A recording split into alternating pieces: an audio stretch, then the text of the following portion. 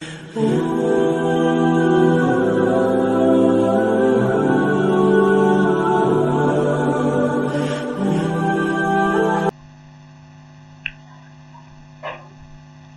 আলাইকুম।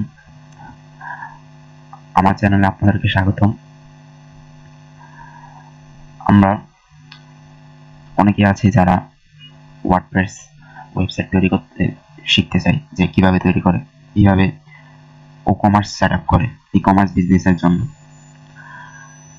তো আজকে প্রথম ভিডিও ওয়ার্ডপ্রেস ওয়েবসাইটের ফুল কোর্সের।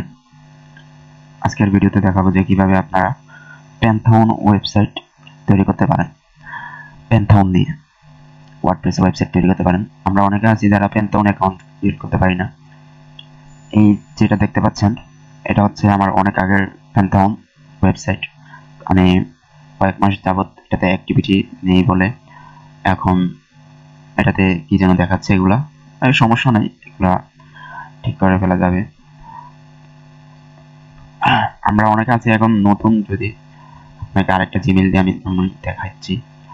যদি আমরা নতুন যাই ক্রিয়েট করতে প্যান্থাউন অ্যাকাউন্ট, কিন্তু সেখানে কিন্তু রেজিস্টার কোনো অপশন পাই না বা সাইন আপ কোনো অপশন পাই না। এর আগে যখন আমি নিজে ক্রিয়েট করেছি তখন ছিল সাইন আপ অপশন বা রেজিস্টার, যে কোনো একটা অপশন ছিল যেখানে ক্লিক করে রেজিস্টার করতে পারছি।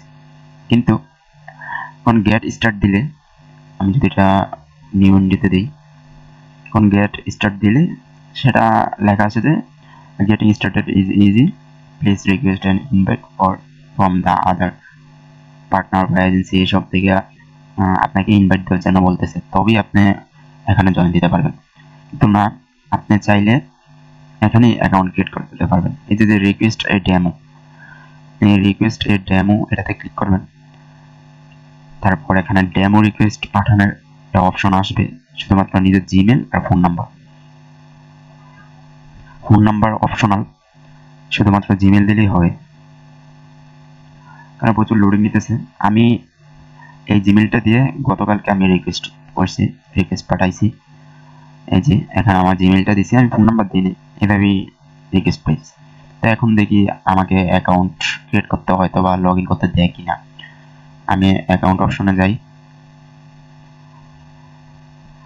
এখানে লগ ইন অপশনে নিয়ে যাচ্ছে আমাকে। দেখি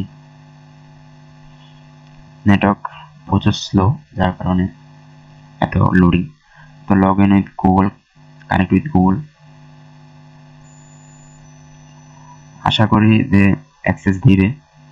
এই যে দেখেন এখানে কি বলা আছে, complete your profile, tell us about yourself.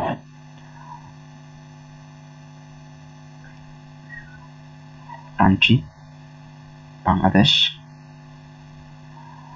What is your role,